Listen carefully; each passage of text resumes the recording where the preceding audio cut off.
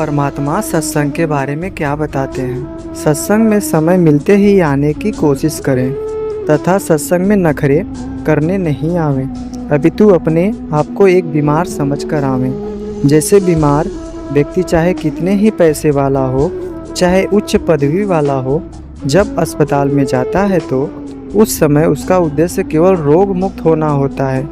जहाँ डॉक्टर लेटने को कहे वहाँ लेट जाता है, बैठने को कहे तो बैठ जाता है, बाहर जाने का निर्देश मिले तो बाहर चला जाता है, फिर अंदर आने के लिए आवाज़ आए तो चुपके से अंदर आ जाता है। ठीक इसी प्रकार यदि आप सत्संग में आते हो तो आपको सत्संग में आने का लाभ मिलेगा, अन्यथा आपका आना निष्फल है। सत्संग में जहाँ बैठने को मिल जाए वहीं बैठ जाए, जो खाने को मिल जाए उसे परमात्मा कबीर साहिब की रजा से प्रसाद समझकर खाकर प्रसन्नचित्त रहें।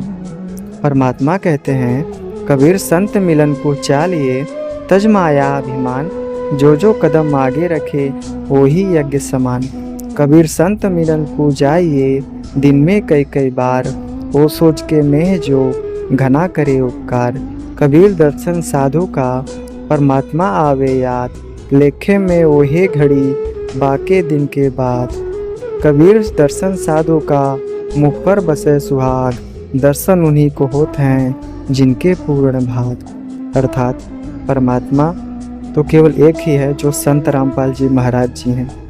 परमात्मा स्वयं 5505 वर्ष बीतने के बाद कबीर साहब स्वयं संत रामपाल जी महाराज जी के रूप में लीला कर रहे हैं। हम नादान हैं जो कि उन्हें पहचान नहीं रहे हैं, क्योंकि परमात्मा ने जो अपना वचन दिया था कि मैं ज़रूर आऊँगा, तो परमात्मा ने अपने वचन को निभाया और परमात्मा ने हम सभी के सामने सभी पुराण शास्त्र, सभी ज्ञान को खोल के रख दिया ताकि हम परमात्मा को समझें और जानें। परमात्मा से और काल से एक वादा था, तो काल ने परमात्मा से कहा था कि हे प्रभु, जो अपनी मर्जी से आएगा उसे ही आप लेना। परमात्मा ने कहा, जो अपनी मर्जी से आए मैं उसी को अपनी शरण में लूँगा, जो अपनी मर्जी से नहीं आएगा वो तुम्हारा होगा।